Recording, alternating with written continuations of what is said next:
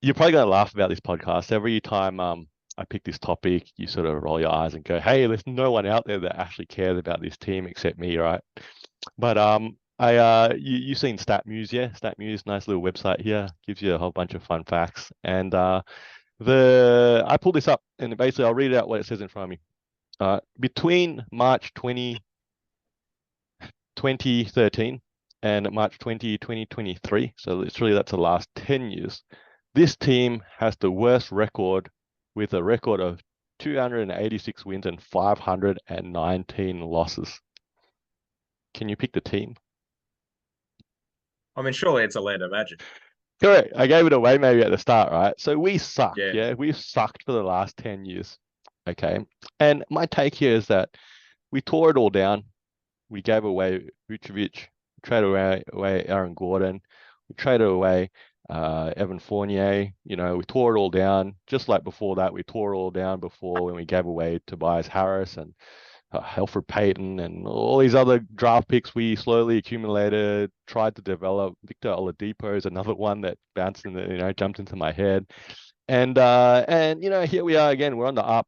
Banchero has probably going to win Rookie of the Year. Franz Wagner is looking like a solid prospect. Maybe Fultz, maybe Cole Anthony, is a prospect for the future in the one spot. But effectively, have we just torn down a team to build a new team that exactly has the same sort of ceiling? No, no, I'm actually surprised that you bring this up. You're ceiling with this current group, and you're talking about a lot of young assets, right? So Jonathan Isaac is not panning out, and he just seems to be snake bitten on an injury side. Can't do much about that. Markel Fultz is currently having a resurgence. You've either got him at a budget contract if he plays the way that he plays, or he's a great flip, right? Someone else can take a flyer on him. Yeah, you've got Wagner and Bencaro as your centerpieces on that.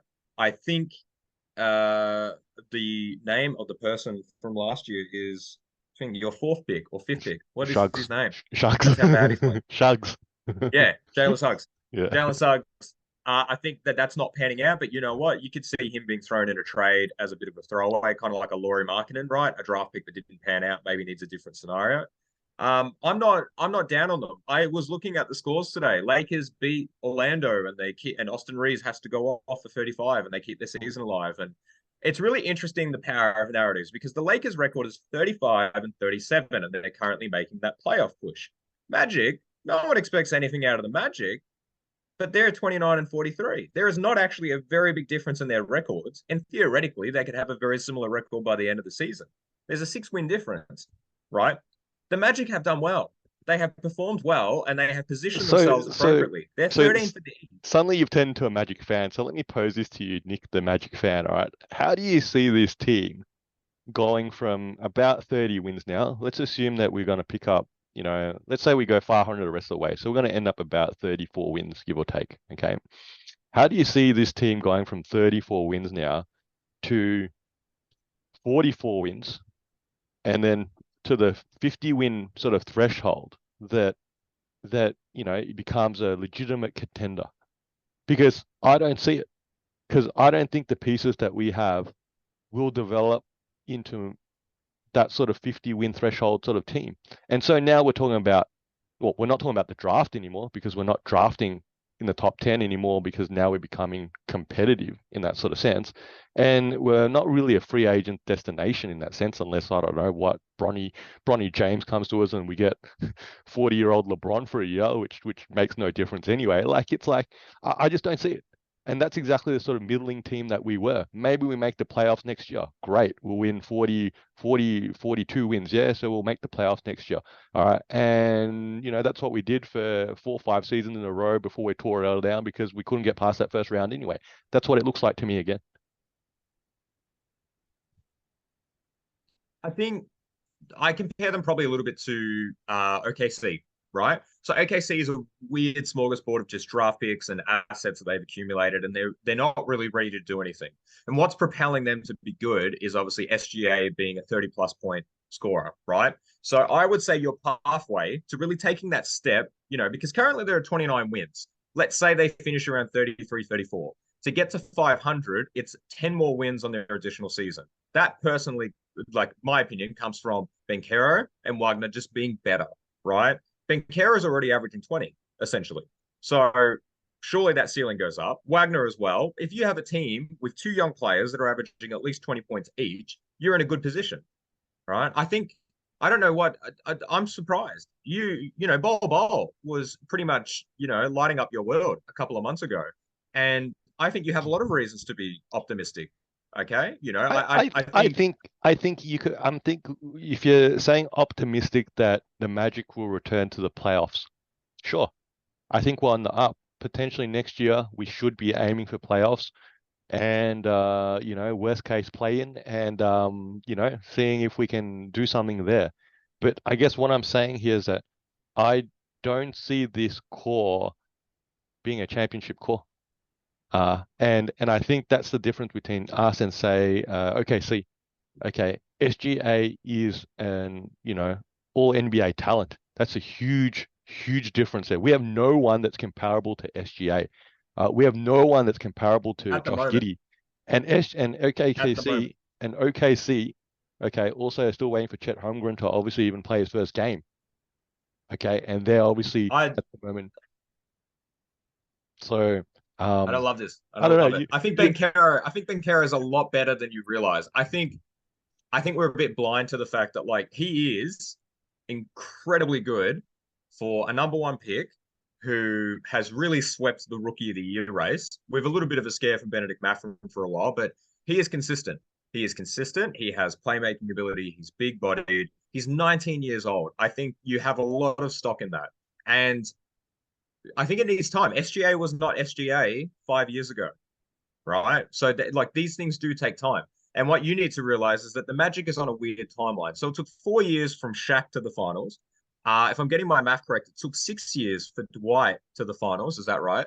So naturally, with this pattern that seems to have emerged, it's going to be 8 years from Banchero to the NBA finals. So get excited. Um, I can't figure the year exactly. What he's drafted 2022.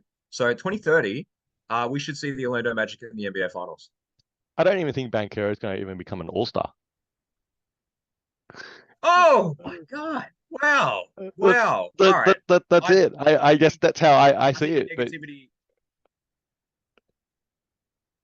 I don't know. it's You clearly think he's going to break out and lead us to the finals, or lead us I to think some significant playoff runs.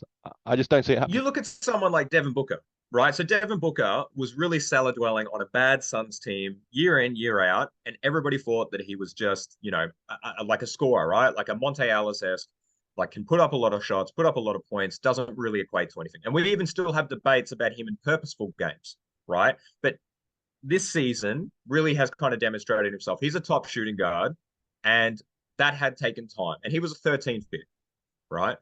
So these things do take time. And I think you're really ruling out the Magic very early. And because of your positioning in the records, ignoring the 29 wins, you still have decent lottery odds for Wembanyama. And if you don't get Wembanyama, you still have decent lottery odds for Scoot Henderson. And you have assets to move around as well that other people would like. Do we I even think your want Scoot team Henderson? is positioned quite What are well. we going to do with Scoot Henderson? So now we got Scoot Henderson, Jalen Suggs, Cole It's Anthony, assets. Fultz, and It's now assets. what? We're gonna trade him. Trade who? Trade Suggs, who no one wants anyway because he's not really been productive. So we're gonna get 50 cents to the dollar. Fultz is Fultz is having a career year, but I don't know how many clubs are lining up to sign him. So I don't think what I we're going to would get from two second round picks. I don't know. You know what I mean? I don't know. I I feel I think with the way that trades have been happening recently, the Donovan Mitchell trade, the Rudy Gobert trade, Kevin Durant, Kyrie Irving, I think you'd be surprised what can happen when a disgruntled superstar exists or a team is ready just to blow it up. And you look at your team and you can take Jalen Suggs, who, hey, cheap contract right now, might have potential. You don't have to re-sign him if it doesn't pan out in a new situation. You got Cole Anthony, who we know can be a little bit of a rocket off the bench. You have assets, I think, and you can do something tangible. And yeah, you get Scoot Henderson, and maybe you want to keep him, maybe you don't, but someone else will happily trade something for him, and you can build some vets around it. I think you just need to relax. You need to calm down. All right, you're not going to enjoy the playoffs this year, but I don't think it's as bleak as you're making it out to be. Yo, this is Two Guys with Spare Time. I'm Fowles, this is Nick. You're probably a basketball fan like us, so hopefully you can throw us an assist and giving our video a like and subscribing to our channel. And if you got thoughts, feelings, or even some suggestions, please put them down in the comment section below.